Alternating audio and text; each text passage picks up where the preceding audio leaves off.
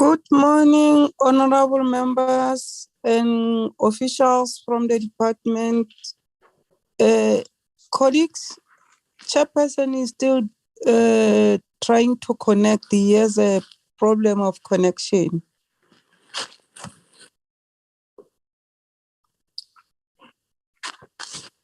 Morning.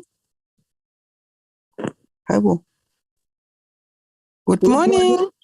Morning, Chairperson. Yes. Good morning. Good morning. Yes, honorable members, I was apologizing on behalf of chairperson. He's still trying to connect. He has a problem of connection. Okay. He'll be in the meeting in short. Thanks, Chairperson, for notification. My pleasure.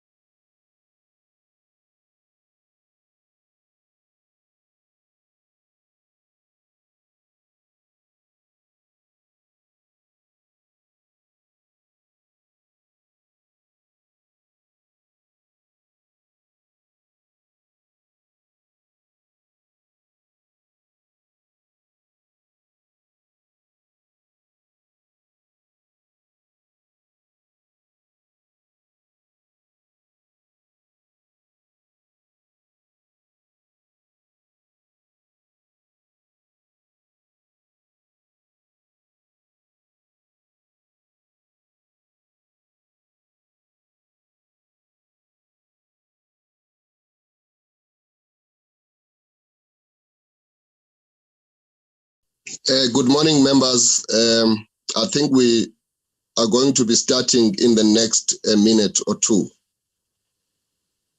Good morning, Chairperson. Morning, Chair. Morning, comrades. Colleagues. Compatriots.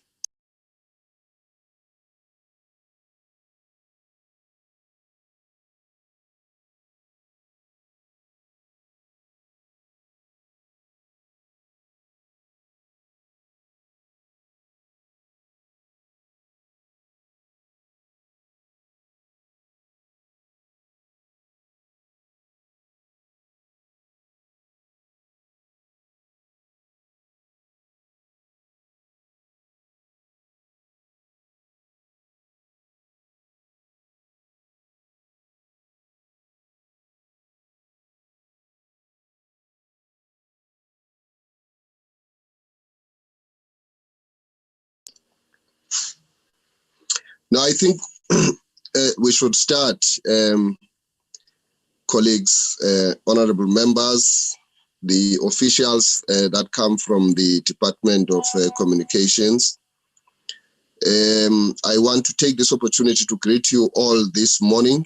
Today is the 1st of June, which marks the beginning of the Youth Month, a very important month in the calendar of our country and the nation, as we acknowledge the role of the youth in the struggle for the liberation and democracy in this country. And secondly, this is would be my first meeting as the chair. It gives me a great honor, therefore, that I chair this meeting of this committee today, and the Department of Communications in particular is expected to make a presentation or a representation today, which we should consider as a committee. My understanding, we have just 2 items in our agenda is the briefing by the Department of Communication and Digital Technologies. And then the second item would be the consideration and adoption of the minutes of the previous meeting, which I believe it was held on the 11th of the last month. Having said so, just housekeeping arrangements.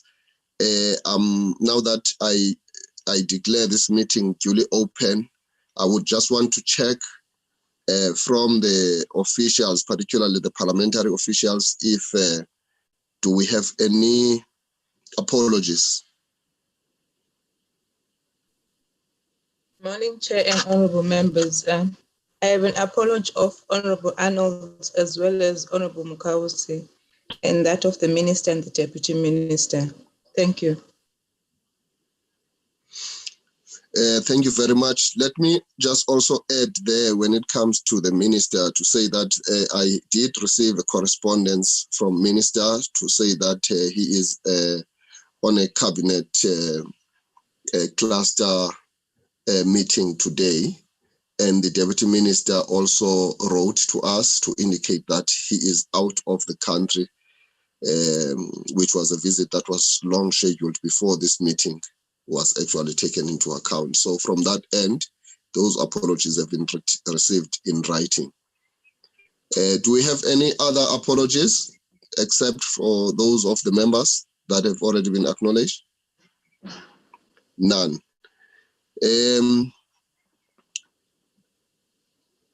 With regards to the delegation of the department. Yes, sir. Chairperson, it's unfortunate that, no, it's not an apology.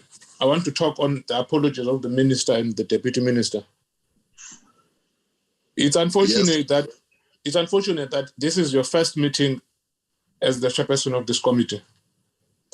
I wish to tell you that this is a standing problem in this select committee. In the past, we've had a similar problem when it comes to meetings that are held in the mornings on Wednesdays, because all of us know Wednesday is set aside for cabinet. And we've been proposing many a times that if the minister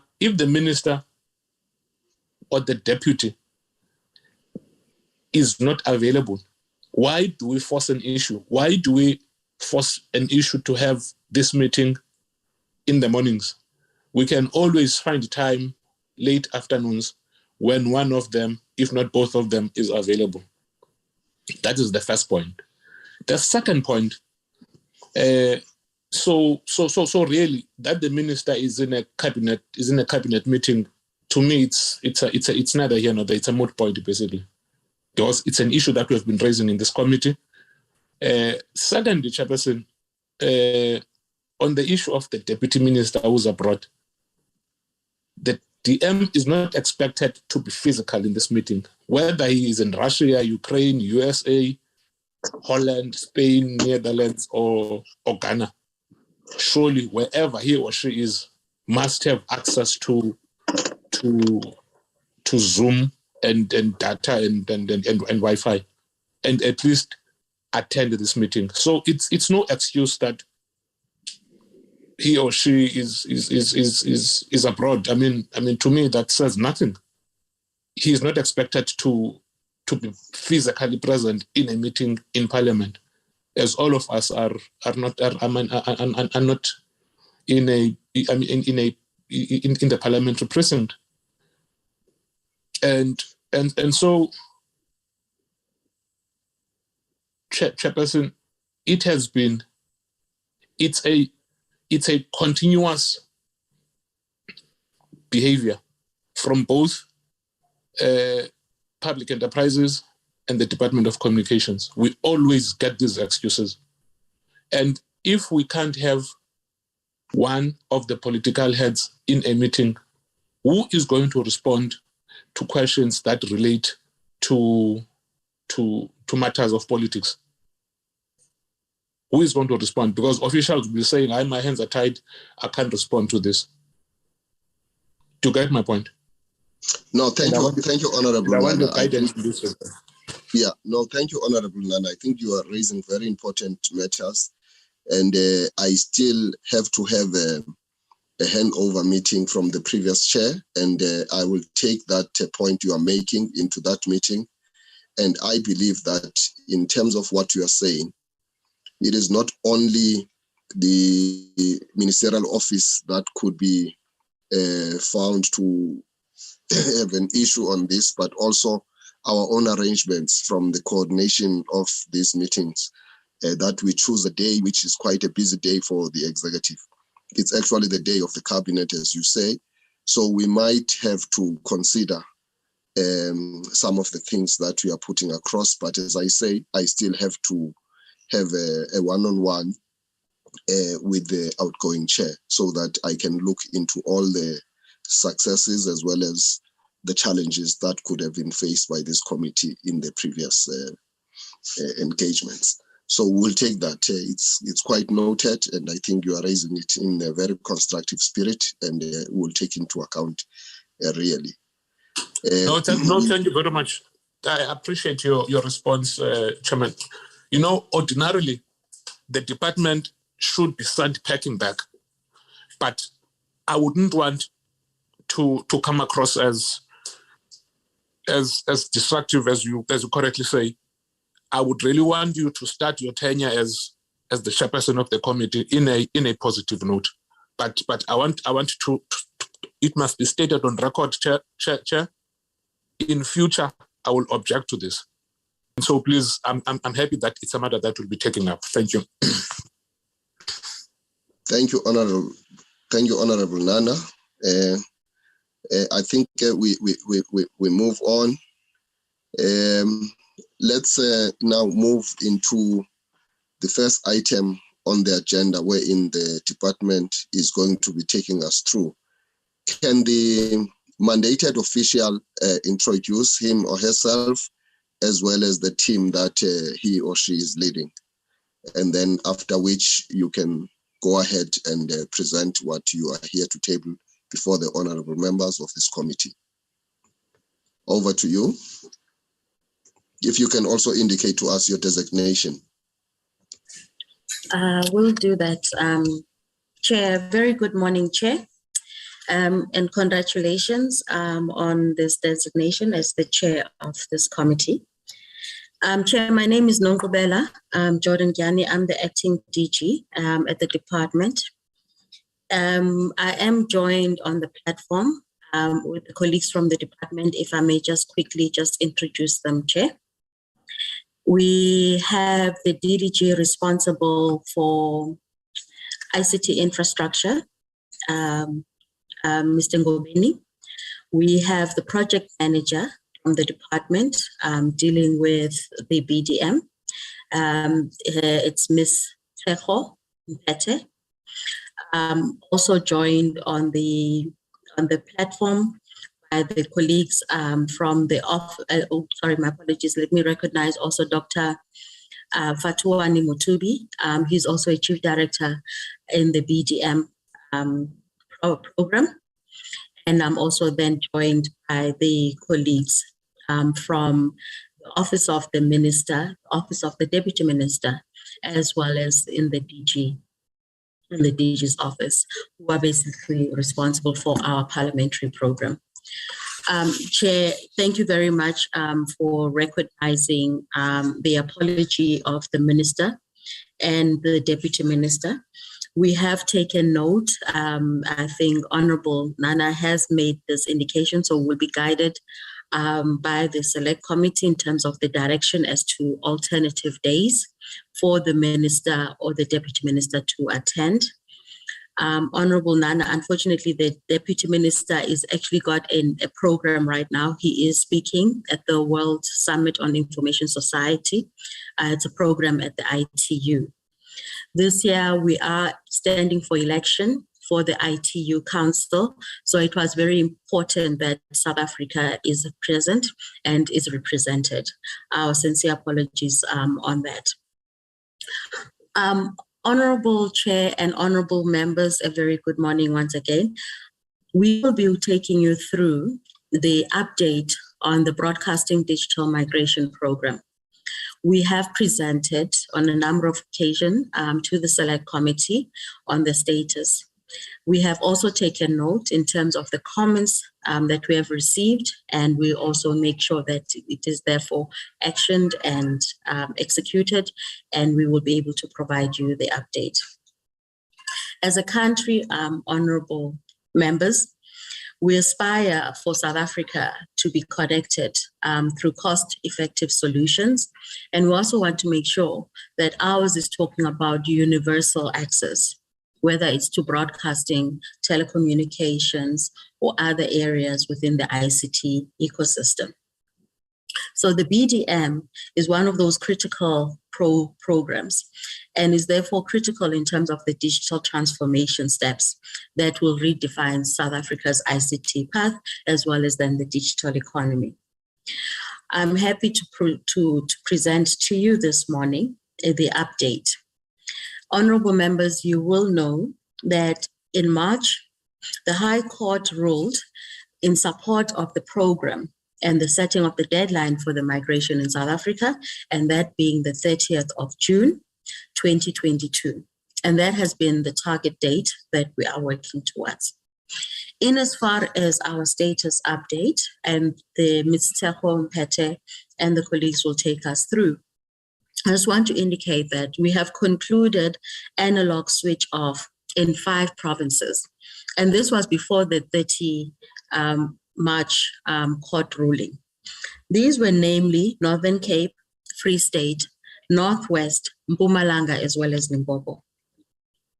In the provinces where the analog has been switched off, we have also started the process of restacking. Basically, we're cleaning up the spectrum that was used for analog. And as you know, that spectrum has now been auctioned to the operators, mobile operators, and it will be for use for what we call your international mobile telecommunications, IMT, or your what you call your 4G and 5G spectrum. So in these 5 provinces, we've cleaned up the spectrum, and thereby we're giving away for that to be used for future technologies. And again, this expires back to our main core mandate to say that South Africa, we need to make sure that we are not left behind in this digital economy. We've also distributed set-top boxes, Honorable Chair. Government took a deliberate, it was not obligatory, but we took a deliberate move to then say for the indigenous households, the needy households, we will then provide set-top boxes. And these set-top boxes are being distributed in all 9 provinces. The colleagues again will give you an update where we're at. But I'm happy to indicate that over 300,000 of the 507, which was the outstanding target from the court date, have also been distributed. And we are also ensuring that we will fully meet the 30th of June target. We also want to indicate that from our processes, working with Centec, our signal distributor, we're also dealing with the installation, as well as USASA, our Universal Service Agency. We are complete in Gauteng and Northern Cape in as far as reaching our target for set-top box distribution. Therefore, it means these provinces are therefore ready for switch off. Gauteng is ready, but we took a deliberate move to then say that Gauteng will reserve it as the last switch, as it was obviously the first switch in the country in terms of broadcasting was the Brixton Towers. So we just want to make that historical momentum in terms of the beginning and the end. We also have commenced, honorable members, you would know that there continues to be people registering after we've switched off. And the court mandated that we should make sure that these are connected by September. But set-top box distribution has already started with these people who registered after the 31st of October. I just want to indicate just very quickly, and I think the chair touched on the fact that this is a very important month. Our program is entailed to ensure that we empower local communities. And as such, the set-top boxes or the installers for the set-top boxes, we ensure that we actually get them from the respective provinces and the respective communities. We get a list from the various municipalities in as far as their installers. We upload that on the database, and we'll then be able to provide you a breakdown on each and every single province of the number of installers that we've empowered. These are then local installers. Most of these are youth, and we're very important. That is a very important target for us in as far as being responsive to this youth unemployment. So the digital broadcasting migration also gives us an opportunity, honorable members, to then trigger the growth in as far as the broadcasting sector is concerned. So through Centec, Centec is developing a cloud-based hybrid streaming platform for content distribution. This basically means, this basically means that we will enable more free to view as well as public broadcasting services. Our target as a country is that we want to create 102 TV channels by 2025. That means more youth, more SMMEs, and more ordinary people are actually going to be able to produce their own content.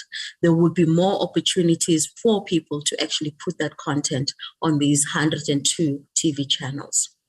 SABC themselves are targeting to ensure and increase their channeling to 12 once the migration has completed.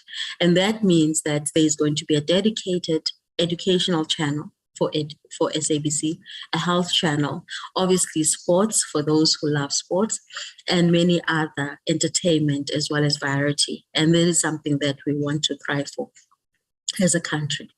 So without further ado, honorable members, I want to hand over to my colleagues to then take us through the presentation. Thank you very much.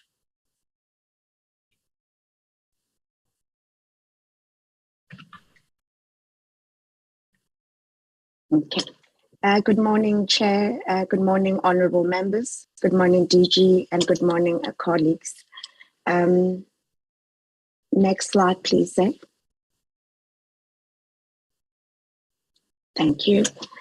May you just indicate your name as well? Okay. And designation, please. Thank you. Just for the record purposes. Thank you. Okay, Chair. I'm trying to project the video too. I don't know if you can see my video. It doesn't show on my side. Yeah, we can see you clearly. All right. Thank you. Chair, my name is Tsegompete. I'm the head of PMO for BDM, and I will present our progress update. Thank you. Since the last committee meeting, there has been 3 key developments that have shaped a focus of the project, Chair. As the ADG has indicated, the Minister did gazette on the 31st of March, a date of analog switch off. The second one, ICASA pronounced a transitional period for the remaining analog switch offs. And then on the 28th of March, the Gauteng High Court ruled that the analog switch off should be concluded by the 30th of June 2022. In terms of installations and the progress that we have made so far, as per the court ruling, we have to ensure that we conclude 507 251 households to be migrated by the 30th of June. And then the ones that have registered between the 1st of November and the 10th of March 2022, which is 260,868 households, should be migrated by the 30th of September. Currently, Chair, we have had installations that have been currently underway in all the 9 provinces. Initially, we can remember, honorable members, we used to do a staggered approach with installations. We have revised the model that we speak to installing throughout the country. So installations are underway throughout and the 9 provinces. We have concluded all the installations in Gauteng, combined with the 5 provinces that we have already switched off, which is Free State, Northern Cape, Northwest, Limpopo, and Mpumalanga. Gauteng is equally ready to be switched off as everything has been concluded.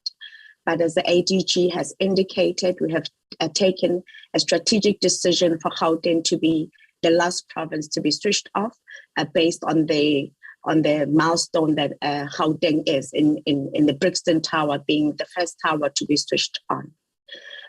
We are continuing with installations throughout the other provinces, and we will ensure that we have completed all the installations by the end of June.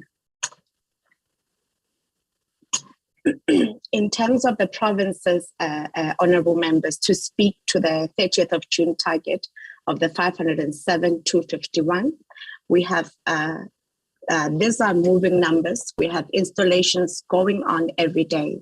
But as of the 22nd of May, in Free State, we have done about 8,452 towards the target, and Northern Cape, 4,228, Northwest, 8,359, Mpumalanga over 11,000, Limpopo over 13,000, Eastern Cape, 43,889, KZN, 29,868, the Western Cape, over 41,000, and Gauteng, over 40,000 that has been done as installations, Chair.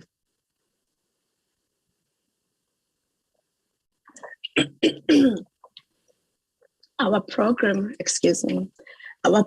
is deliberate in ensuring that we engage local installers, youth being a priority, honorable members.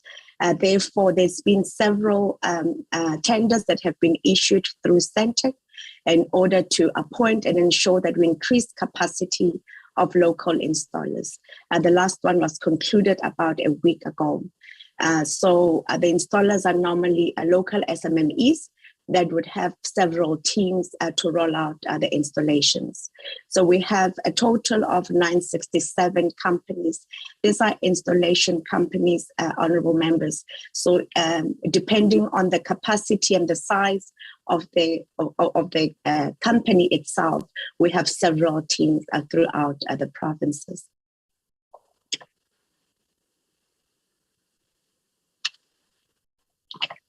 In terms of the actual analog switch off, the SABC currently has switched off 163 analog transmitters. We are in a process as we are installing more transmitters are ready to be switched off. To date, we have 39 more transmitters for the SABC that we can switch off their services for analog.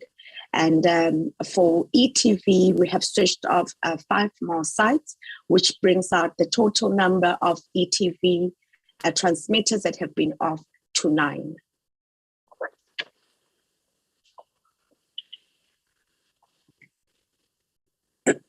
In order for us to ensure, honorable members, that we don't leave any citizens behind, we are actively doing an accelerated awareness campaign.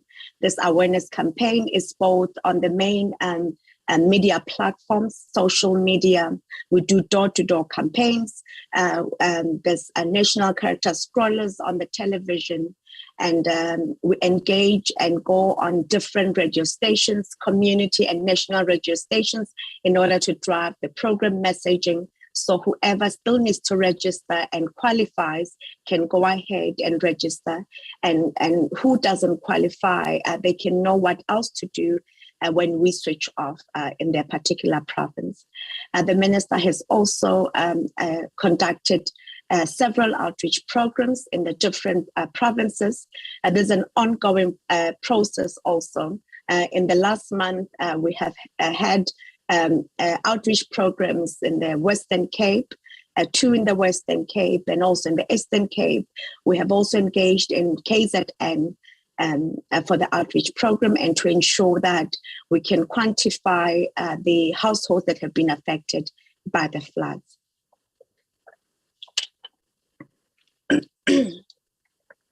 As the ADG has already given the report, honorable members, we are in the process of restacking. So restacking commences as soon as the analog has been switched off in the province. This ensures that we make the spectrum available. So in the 5 provinces that we have concluded analog switch off, we have equally concluded the restacking of the spectrum. As soon as we switch off Gauteng or all the other provinces that we are busy with, we will commence with the restacking process. Thank you, Chair. That is the progress update for Broadcasting Digital Migration Program. Thank you. Thank you, Tshepo. Honorable Chair, if I may just add, with regards to, members may want to know, with regards to the flood-stricken areas, yes, we, especially in KZN and in some parts of the Eastern Cape, we had already commenced the installation. But as we know that some houses have washed away, or others are also, there's some form of destruction. So what we are doing is that we've committed to replenish those houses, and to also then those who had even registered and received, if then they've lost the set-top boxes specifically in those areas, we will then replenish them. We are working with the provincial governments as well as the Department of Human Settlements to get their appropriate data. At the moment, we have an indication that there's 33,000 households that may be affected. And therefore, that means that we have to go back in terms of our stock and then look at the replenishment of that. The teams are already in KZN. In the Eastern Cape, we're working with the province to get the appropriate data for the areas of Port St. John's. When our team was there about 2 weeks ago, they had challenges in terms of accessing the roads, but they are now, we've deployed them back this week, and we're hoping that they will then be able to reach those households and those indigenous citizens in order for them to get the data and to just check if whether or not it is still, the dishes are still working. If not, we then come up with a plan in as far as the replacement. We still have adequate stock for that, as well as obviously when we are getting these new registered people. USASA, the ones that are providing the financial muscle, they are also working with us, and we still have then the budget available for that. I just thought I would want to add that, Honorable Chair. Thank you very much. No, thank you very much, Acting DDG, as well as the senior official that actually took us through the presentation.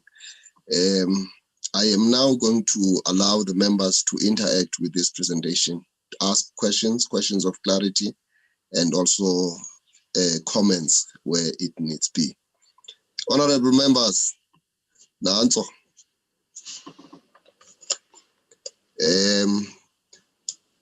I will look at the hands if there are any. Honorable BB, I see your hand. Do we have another hand? If a member is illiterate, to raise a hand, he or she can tell me.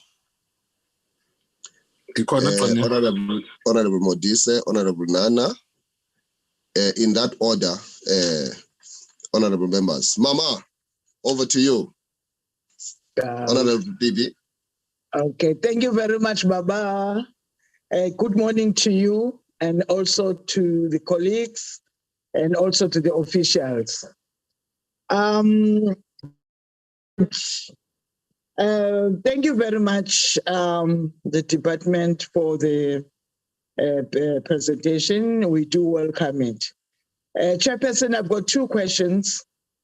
The first one will be initially the number of indigent households was estimated to be around 5 million.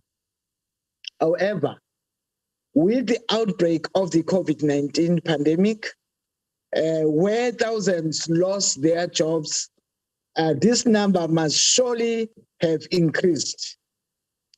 My question, wena kubheda Nkosi ingabe sekwenze njani? Yo, do you hear me, Chap? We can hear you clearly. We have just lost your picture. You know, these phones at times they can run you crazy, especially with us. You are back on national television.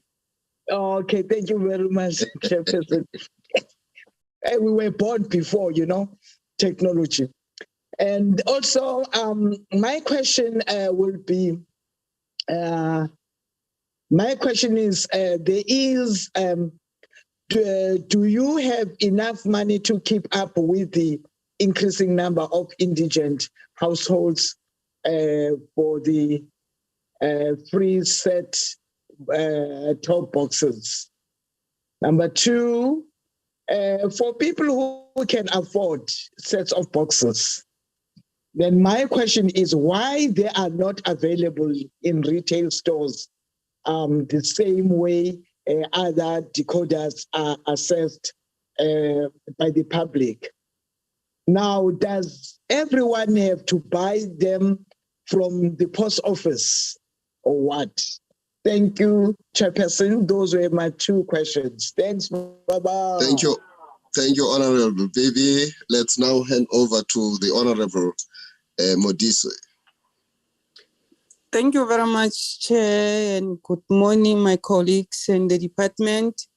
Chairperson, I've got two questions that I want to ask the department. When she presented, she mentioned so many Honorable Modise, do you mind if we see you on video, or you have issues of network? I have a problem of network, that is why I'm standing on the road, in the middle of the road, so that I can... Be careful, Honorable Modise, standing in the middle of the road. You may be hit because there are also issues of potholes. You must be very careful. That one, I don't want to talk about it. Okay, Chair, I just want to check with the department how many people across all 9 provinces that have been trained to install the set-top boxes, and also to fix them when the viewers are experiencing a signal problem after installation. That's my first question. My second question, looking at the supply value chain, are the set-top boxes locally produced? And if so, how many jobs the production is currently or likely to create to our people across the country? Thank you very much, Chair. Those are my two questions. Thank you very much, Honorable Modise. The questions are noted. Let me now hand over to the Honorable Nana. Yeah, thanks, Chairman. The presentation is pretty much concise and really there isn't a lot to talk about. This does not question the quality of the presentation, and I have no issues with that. But I'm just saying it's pretty much concise, and as I say, there isn't a lot to chew on it. I wouldn't know if it's a question or not, but you will guide me, Chairman. You know, with the I did hear the department talking to the High Court ruling and also giving a a deadline of end of June. With the numbers that have been presented before us, and I know acting DG, I may have asked this before, and if so, please pardon me. The numbers that have been punted before us don't really give me a sense of comfort. How confident are you that these by the end of June we will be in a position of saying, "Hooray, we've done it. We are switching from monologue to digital," and if not all, but the majority of South African households have been migrated. How confident are you? Because from where I'm sitting, I have so much discomfort. And the second one, the units that you guys are installing, how resistant are they to the untimely disruption of electricity? Because in my experience, the decoder I have, DSTV decoder I have at home, if it suffers a lot of untimely switching off, which is caused by load shedding, from time to time I find myself having to take it in for repairs. How resistant are these units to this kind of disruptions? Thank you, Chairman. Thank you, Honorable Nana. I now want to give an opportunity to the Honorable Ngwenya. Thanks very much, Chair. And good morning to everybody. Chairperson, I've got a few possible questions. Chair, my questions are as follows. The country, through the Department of Communication, is part of the Treaty of International Telecommunication Union, ITU. During our committee meeting held last week, Chairperson, we approved one of the international agreement on ITU in terms of the Section 231 of the Constitution. The department has missed the deadline of 2015 set by ITU on the complete switch over to BDM. Are there any penalties which were impossible to the department for missing the 2015 ITU deadline? The second question, Chair, I want to check whether there are any pending litigation cases from various organizations against the department on BDM program, which may affect the program to reach the target. The third question, Chair, the majority of our provinces have rural areas with small cities, whether the department has a plan to assist the households whose small cities do not have post office register their document, Chair.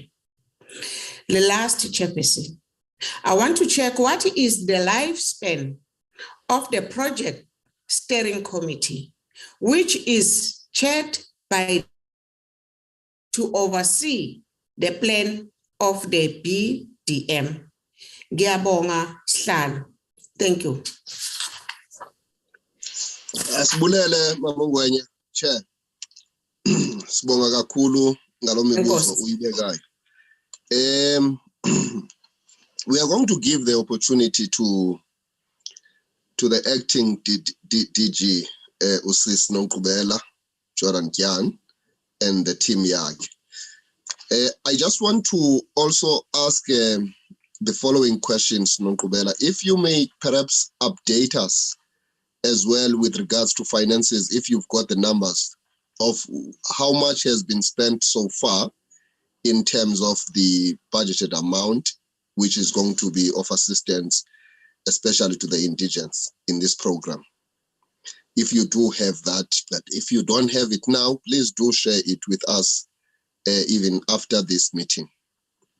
Secondly, there is the issue which is being raised by Uma Mungwenya, which talks to the rural communities. As you know, that we are predominantly a rural country, and almost 50% of our population reside in those areas, and there are still areas with issues of network.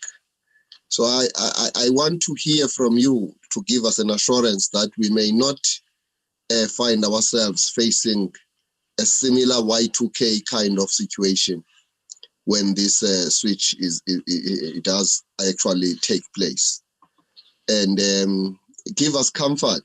I think the Honorable Nana also talks to that, that give us some kind of optimism that indeed when the switch over happens, we will not have issues that are related to signal. And I speak particularly when it comes to the indigents that are located in rural communities, because as we speak, we lack fiber and connectivity in a number of those rural areas.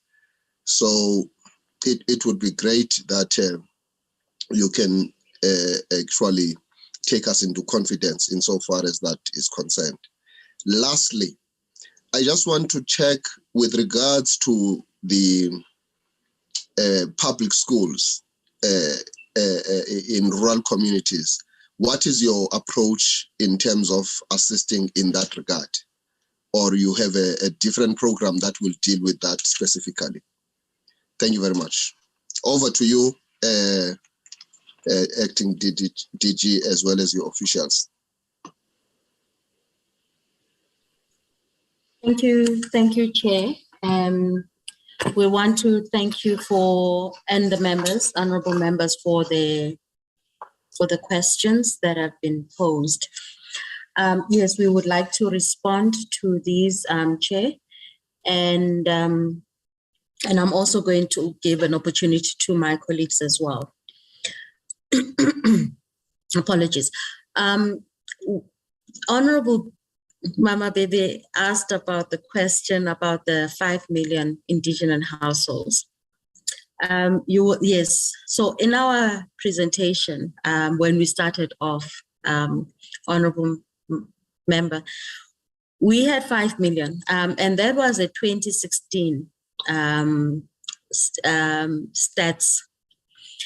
And you know, with the competition that is there in the market, and when I say competition, one is able to get a dish from one of the service providers, I will not mention for the sake of trying to promote them, at a 29 Rand a month. So a lot of people, when they get bonuses and with the pressures from the children, they have actually installed a satellite dish in the household. So what we have then discovered is that since 2016, a lot of people have what we call self-migrated, and therefore they've gotten themselves these dishes. But the reality, which is what government has taken stock of and have put in measures, is that some are not operational on a month-to-month basis, as we all have. Now and again, you're not able to pay your subscription fees, and so you get cut off. So what we have then said is that if you're still an indigent household, but you have migrated, we will still install a set-top box for you, if you do want. The second issue that we've had to then also then qualify our numbers, as Honorable Nana was concerned about. You've seen that where the person who registered in 2016 has now moved. They're no longer staying in the area where they registered in 2016. 16. We then try to trace that person. If you are still a social grant recipient, it becomes easier for us because through the post office, as their disbursement, they're able to look at their system and data. If you're registered with a mobile number, and we're hoping that we're still able to, we do that. We also then continuously, through our awareness program, create these awareness and flight advertisements, especially on community radio stations, because we know that televisions, people do not watch it throughout, but at least we know community radio stations, radio as well as especially community radio stations, people are listening in. So we flight then these advertisements, announcements throughout the day, calling then for indigent household. And we'd also give them this information to say, if you have moved, please go to the nearest post office. And certainly the last, we rely on our counselors to assist us with this information in terms of documenting where then the citizens are at. So we have seen that there has been a decrease from your 5 million indigent households. We're no longer sitting at 5 million. We, at the best, we are probably projecting at 2.5. And this is, as I said, based on the stats that we have in terms of the information. So we're saying a household, if a household you earn collectively 3,500 rands or less, you qualify for a set-top box. And therefore, we still commit to that. So with the issues of job losses, if you still qualify and you are under that criteria, South African citizen, and your income is less than 3.5, you can still register. And that is why, honorable members, we had new registrations from the 10th of March until around the 24th of May of about 40,000 indigent households. And those are the ones that, as I said, government was still committing to ensure that we connect. Do we have enough set-top boxes? Yes, we do. As I indicated, that we currently have enough in stock. There are local suppliers. I don't want to say producers. There are local suppliers for the set-top boxes because we do not import them as government. We go and empower our SMMEs in this ecosystem, and there are quite a few. And what we've done, and another program of ours as a Department of Broadcasting, we're saying we want to stimulate this industry, from your installation to your producers to even then your electronic manufacturers of the gadgets. So we want to create that demand going forward. And as such, the program that I mentioned at the start with Santec, working with SABC, our intent is similar to other competitors to have these stock of STBs or other devices as we modernize available to the public, and then we improve on that. As I think Honorable Nana indicated, that sometimes we find that you republish your own set-top box, and therefore you need to make sure that this becomes readily available as and when you have to do an upgrade. Our warranty, Honorable Nana, you asked the question with regards to the damaged set-top boxes, whether it's from the electricity. We have a warranty of a 2-year, 1 year from the manufacturer, and then 1 year that has been topped up by USASA. So for a 2-year period, as we do the installation, we inform people, we have that, we give them the pamphlet, but obviously, sometimes people will maybe get rid of the box or lose the pamphlet. But with the barcode that you have on your set-top box, there is a call center number that you would then call and then indicate that you've got a malfunctional set-top box, and then an installer is sent out to come and then replace that for you. So we have a 2-year warranty on the set-top boxes. Honorable Bibi, you asked, are they available in the retail stores?